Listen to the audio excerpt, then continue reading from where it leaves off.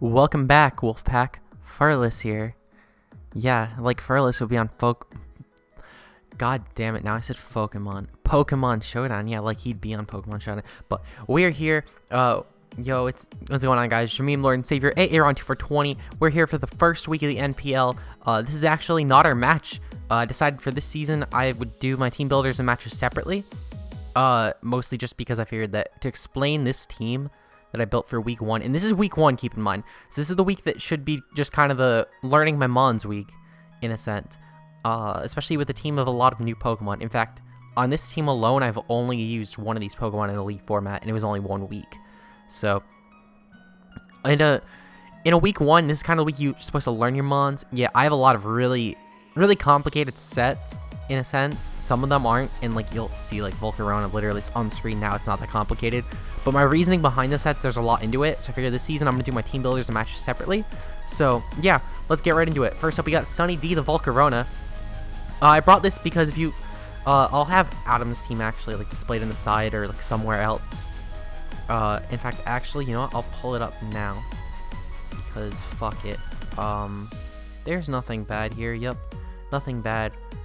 Okay, yep, nothing I need to edit out. Good. Okay, so if we look, Adam is the Kansas City Kakunas. Okay, so let me just minimize this, because I don't need it so big. Like I want it to be only the size I need it to be. There we go. Yeah, we can make it smaller height-wise too while we're at it. Okay, there we go. So, yeah, mid-video editing, I know, magic. So we have to fight Jirachi, which Volcarona goes really well against. Togekiss, not too much.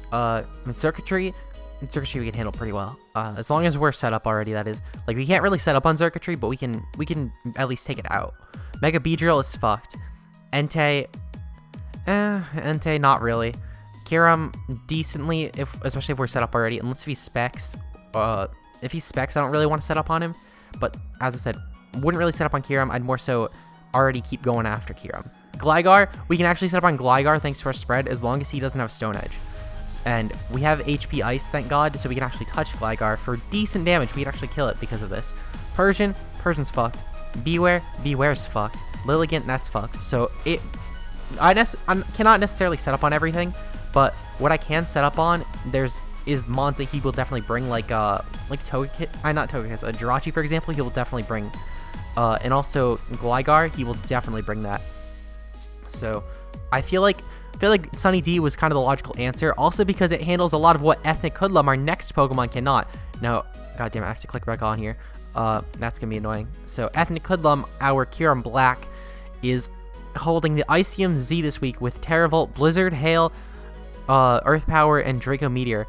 Now, if you look at his team, we can handle everything pretty perfectly, to be honest.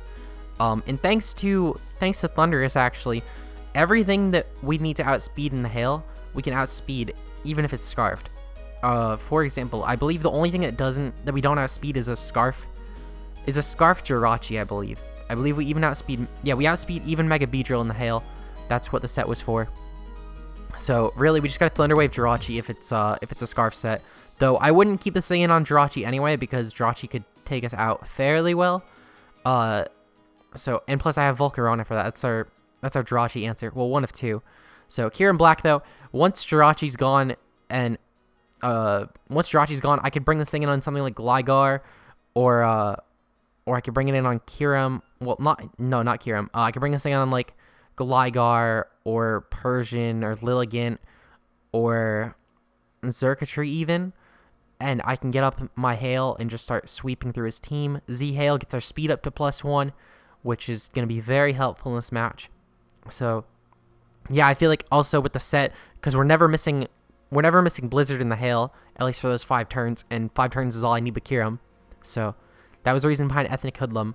Oh yeah, the HP is because we really don't need speed on this thing, as I said, because we have Thunderous support in the back.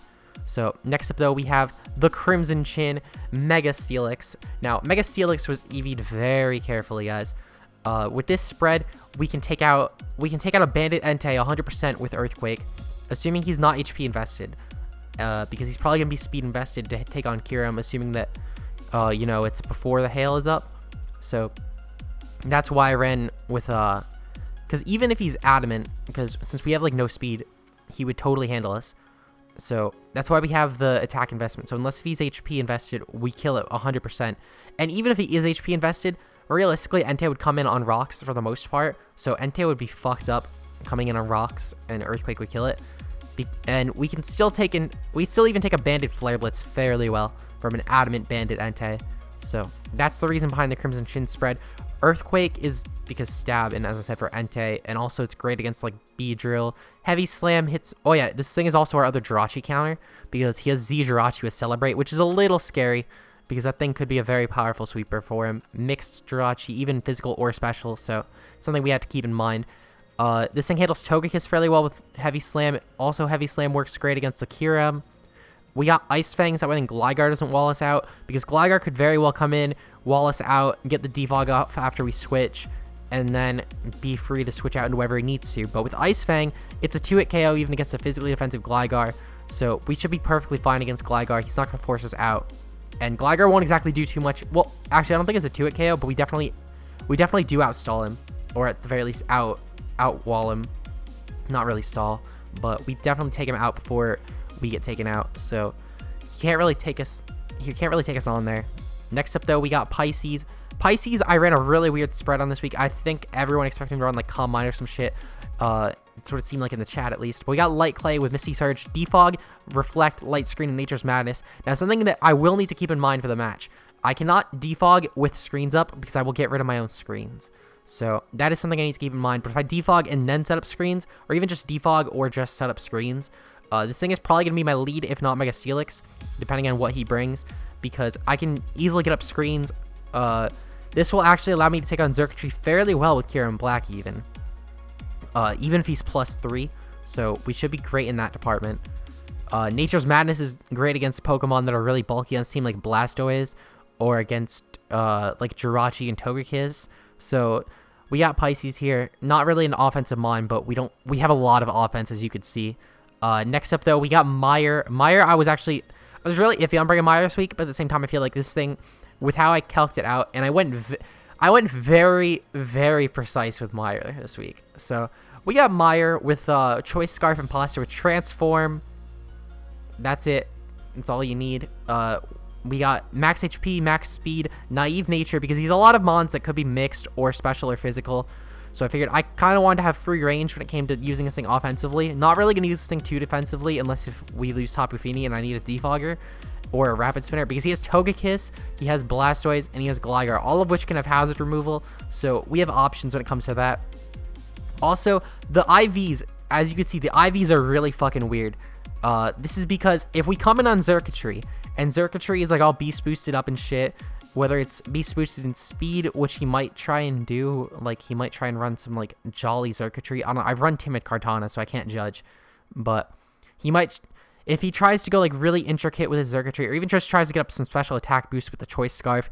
We are Scarfed as well, so we at least speed time. He's probably not going to run an HP Ground Xurkitree, maybe HP Ice, but not HP Ground. So if he is running Hidden Power though on his Xurkitree, then I get Hidden Power Ground, which means I 100% take out his Xurkitree. There's no doubt about it. His Xurkitree is fucked. I win that 1v1. I resist Thunderbolt. I can take a Dazzling Gleam with my spread. Energy Ball I can take fairly well. In fact, yeah, I'd take Energy Ball with the spread too, I believe. So that is why we have Meyer the Ditto. I was very, very ecstatic when I found my 100% surefire Xurkitree counter. This will 100% take it out 100% of the time, no questions asked. And finally, we have Blunder. Now, once Xurkitree is gone, I can just, once Xurkitree is gone, I can go ham with Blunder. Now, I have a couple options that I can actually run with this thing. I can either go with Thunder Wave and start setting up support for Volcarona and Kieran Black, who are more so like just there to sweep at the end. I can go Nasty Plot and sweep myself with Thunderbolt and Hidden Power Ice, because the only thing that would wall Thunderbolt at this point besides Xurkitree is Gligar, and once Gligar's there, Gligar's dying to HP Ice, especially if I'm Nasty Plotting. So that's why I have Hidden Power Ice. Thunderbolt takes on a decent amount of his team, at least for neutral damage, if not super effective. Great against a Togekiss, great against Mega Beedrill, though to be fair, Mega Beedrill dies to any hit, especially a setup hit. Entei gets fucked by it. Kirim might take a hit, but I have other answers for Kirim. I have Blastoise is going to get fucked, Persian's going to get fucked, Beware is going to get fucked, and Lilligant dies to HP Ice. So pretty much his whole team, all I have to worry about really is Kirim, Gligar, and Xurkitree, and then also Jirachi, but Jirachi I'd more so go for Thunder Wave on, and just like with Mega Beedrill, I'd go for Thunder Wave on it. So that is our team for this week. A couple things I need to worry about are Kirim, though I have Tapu Fini, who will definitely take out Kirim, or at least get it low enough to the point where I can bring in like Volcarona and outspeed it and kill it. And plus he can't really go, I have a lot that I can switch in on its attack, so he can't really run this thing choice successfully without getting walled out by something else. Plus I also have Ditto if I need it to. So yeah, I feel pretty confident. Besides Kirim, like that's really all he has, and even Kirim doesn't do too much to my team necessarily. So hope you guys enjoyed the match. It goes up on Monday. Not sure about the time specifically, but I know it goes up on Monday. I'm actually about to go have the match, so wish me luck, guys. Peace out, motherfuckers.